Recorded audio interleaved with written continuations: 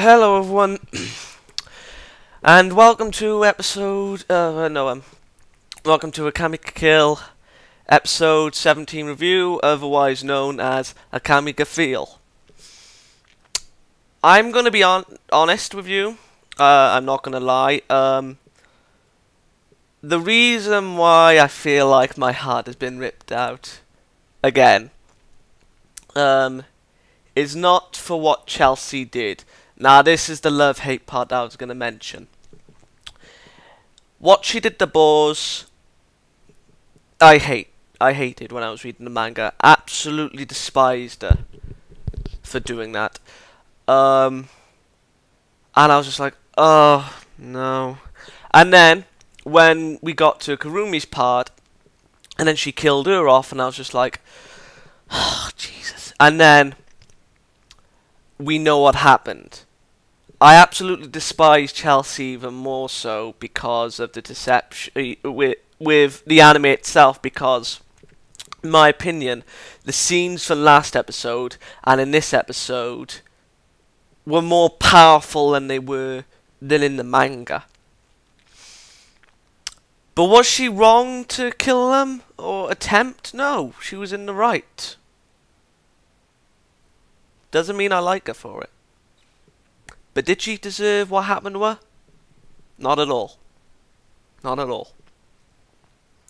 Now, yes, going to Bleach territory, I know, but like a lot of people, if like some Bleach people are coming, you know my gripe when it comes to Rukia. If Rukia was killed by Aroniru, I hated Rukia when she killed Aroniru, but yeah, if she, should have died, but if she did, she didn't deserve it.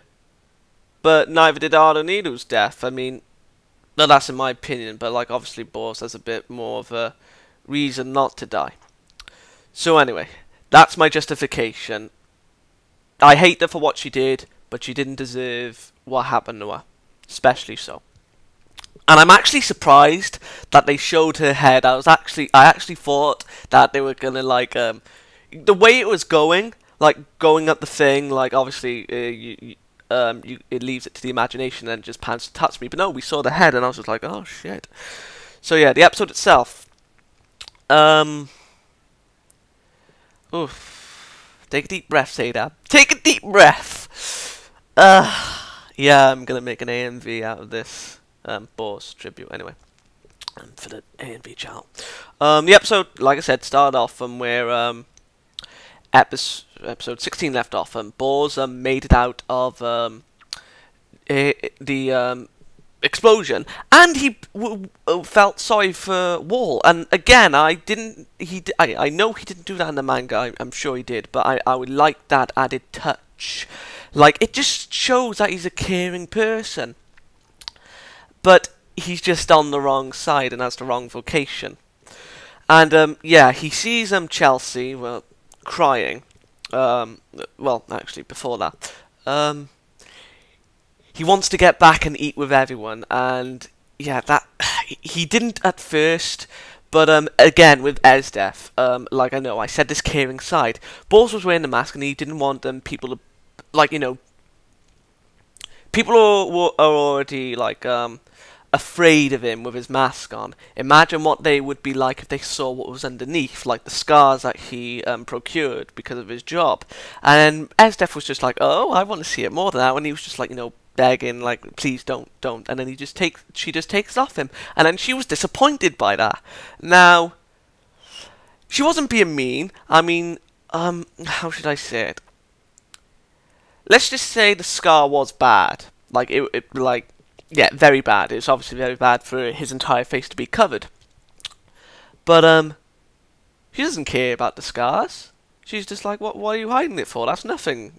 I've seen worse, and she obviously already has, especially with, like, her torturing and, like, the war she's been at. And she's just like, come on, eat with everyone. Let's go. You're part of my squad.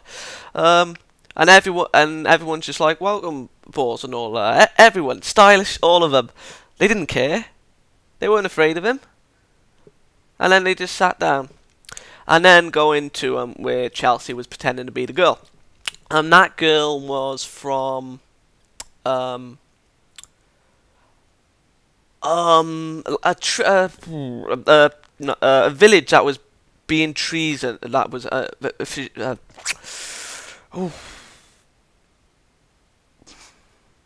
So that was apparently helping the Revolutionary Army, so they were revolting. But I swear in the manga, I could be wrong. It's been a while since I've read it.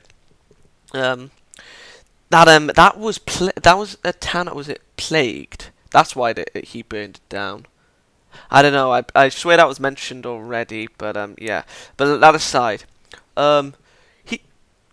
Chelsea was like, like crying, pretending to be a hurt girl, and scared of boars, and then he was just like, no, he didn't care. He just, like he helped her, like bandaged her up, and then seeing that she was smiling and know that he calmed her down. Like we can safely assume that he was going to help her find her place of living. But when she was hugging him, he was probably going to pick her up or whatever. He was just like, you probably don't recognize her because of like what you did, like the burning. You don't recognize the face, and she just killed him. But he does recognize her, and then he has flashbacks of his daughter as a baby and being with his wife, and then he's just crying, crawling as if he's seeing the house. And then as his hand is reaching out, and then, yeah, he just wants to get home, be with his family, be with his friends. Well, stylish aside, of course, but yeah, he's dead. But be with the remaining Jeagers. But he couldn't. Because now he's dead. And then Chelsea, lovesick pup. People will know what I'm on about. Well, if it does go that way, anyway.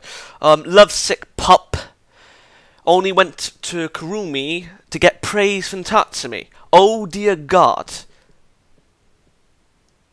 She's an idiot. He do even more. Disguises herself as boars, and that's just worse. And then she just waiting for an opening. She's like, she tells the block, go get reinforcements for me. Like if Esdeath is with her, then I'll just retreat. I'm not that stupid. But she was stupid. She went to kill Korume because of the mission, yeah. But when she was dying, all she could think about was Tatsumi's praise. Now, call me cynical, and you may call me a monster for thinking that, but that is stupid that she risked her life for praise. However, yeah, I am forgetting about her reasoning, but still. Oh God, what's going on there? What are you doing, boy? Don't do that, chap. Anyway, yeah, like I said, she's pretending to be boss, and the reason why she's fluent with his voice is because of Tatsumi telling her what he's like and all that. But I assume that the box itself, like her Tegu, could like manipulate voices as well, because yeah, I didn't think like she could mimic voices as well on her own accord. I thought that was the power of the Tegu, but apparently not. So she's very talented, a very talented deceiver, I must admit. Yeah, Korume. We learn about Korume and their past now, and Akame's past. They were a part of, like, hundreds of kids being brought in, being trained for assassins, and then a lucky 7 were, or 14, like maybe like 7 for one guy and 7 for the other, or maybe it was just like, yeah, I don't really know, but they were seeing people die, all the kids, by the test, basically, by nature itself. And then when Akame was about to get mauled by a dog, Korume came up, and then they were just like, beating the dog to death with the knife. And then when they got back, because they were siblings, they couldn't, like, train together. It's because they were relying on each other too much. And then you must admit, if Korume wasn't with Akame and vice versa, they both would have died because of the way it was because the way it looks, for me personally, if they were on their own, they would have both died. So yeah, separated them. Korume received that drugs, like she was doped up, like more powerful, and then she received a new drug that Akame didn't know about. I think Akame was doped up as well. I could be wrong, but anyway, Korume received a new drug that only allows her to die if her heart and head has been, well, heart has been pierced and head been severed. And yeah, Kurumi's just like getting up after Chelsea impaled her in the neck, and that demonic voice, whoa, that scared me. And then Chelsea retreats, but hearing, like, both targets being annihilated, assassinated rather, she's just like, oh my god, she's got boss, I have to avenge you before I get knocked out. And then she just like calls her puppets, and then she's literally massacred.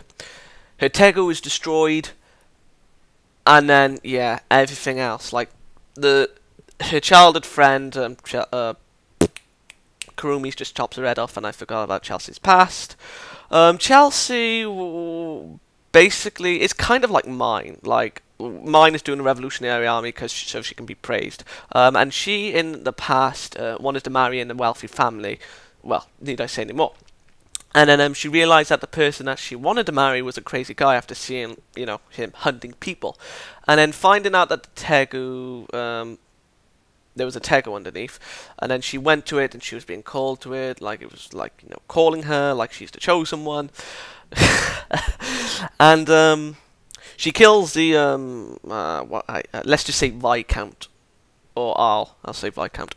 Kills the Viscount, and then everyone's just happy because, like, they've been saved from tyranny. And that's what she wanted. That was her motivation for stuff. For her joining the Revolutionary Army, to free people from tyranny so they can have a better life.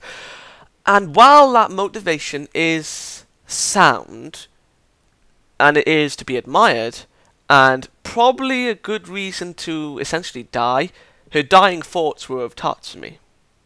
Not of...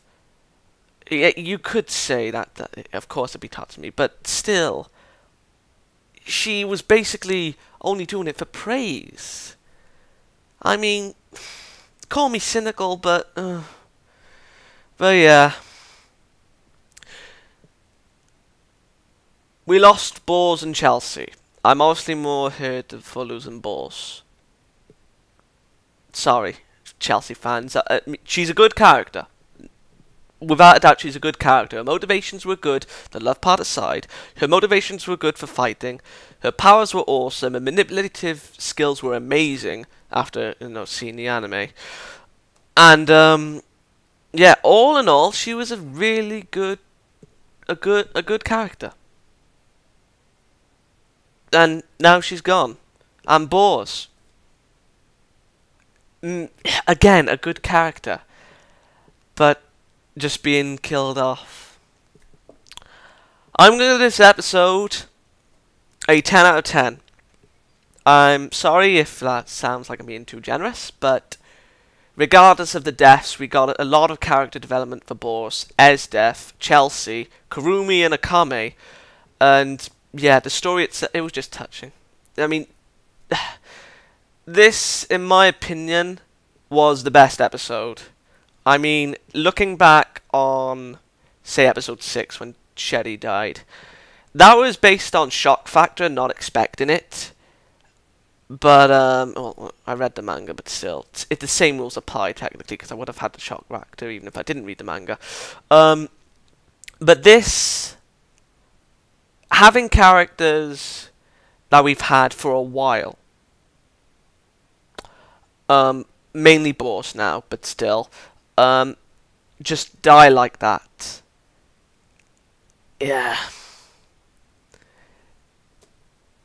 All in all, I enjoyed the episode. I'm just pissed that we lost two great characters. Again, if I had the choice of wanting to keep one of them alive, it would be Bors. I've been Zaydan. See you next week. Good day.